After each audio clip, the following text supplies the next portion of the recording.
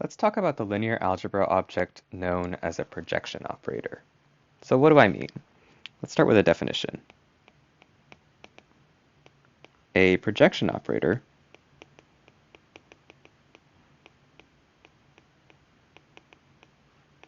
is a function, let's call it P, that takes inputs from some vector space V and has outputs in that same vector space V, which is linear. So that means that P applied to the sum of two vectors V and W comes out the same as doing P to V and P to W and adding the results. And it also means that P of any scaled version of a vector, so alpha V, comes out to alpha times the original output PV. So that's what linear means in this context. And to be a projection operator, we also have to satisfy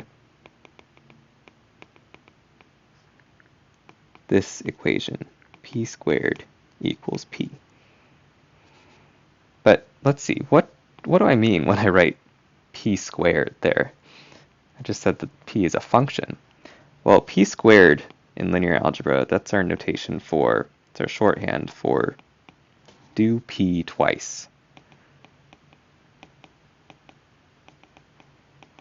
So that means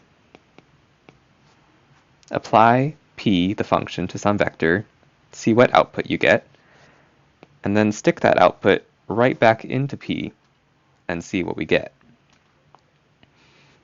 And we're defining a projection operator to be those operators that satisfy doing p twice is really the same as doing p just once. You don't get any more interesting behavior after doing it just once. So p squared equals p means that p done twice to a vector is the same as p done once to a vector for all v in our vector space.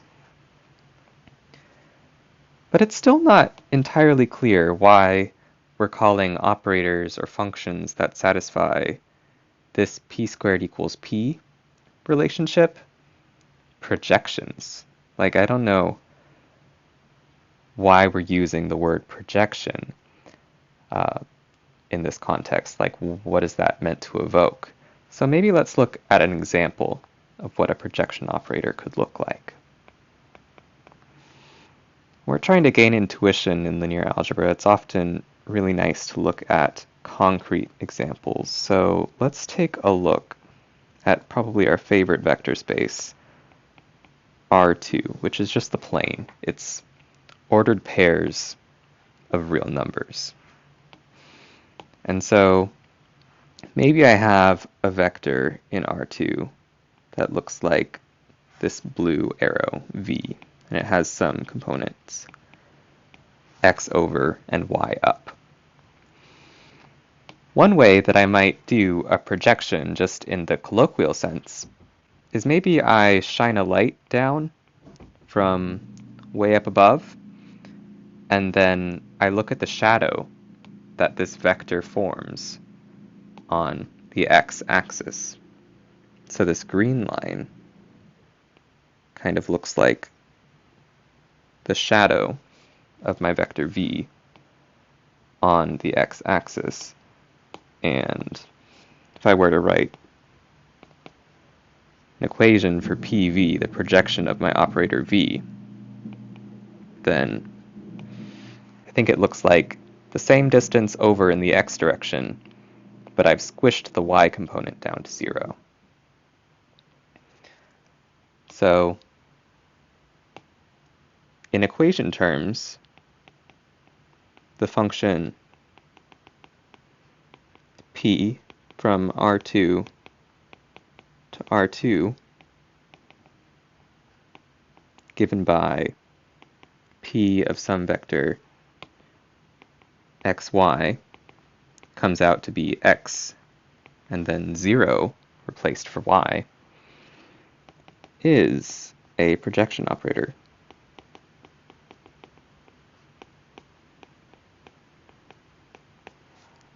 You can check that indeed p is linear. So if I added two vectors and then did p, I get the same result as if I did p separately and then added. And the scaling property holds as well. So p is linear, and we also have that p squared equals p. We can see that either just by looking at the equation. If I have y equals 0 here, then replacing 0 with 0 doesn't do anything, and so p squared equals p does hold. But it also looks like, from our picture, that if we tried to look at the shadow that PV forms on the x-axis by looking at this same shining light from way up above, then, well, it's going to be the same shape, exactly the same shape as PV was originally. And so p squared equals p in this case.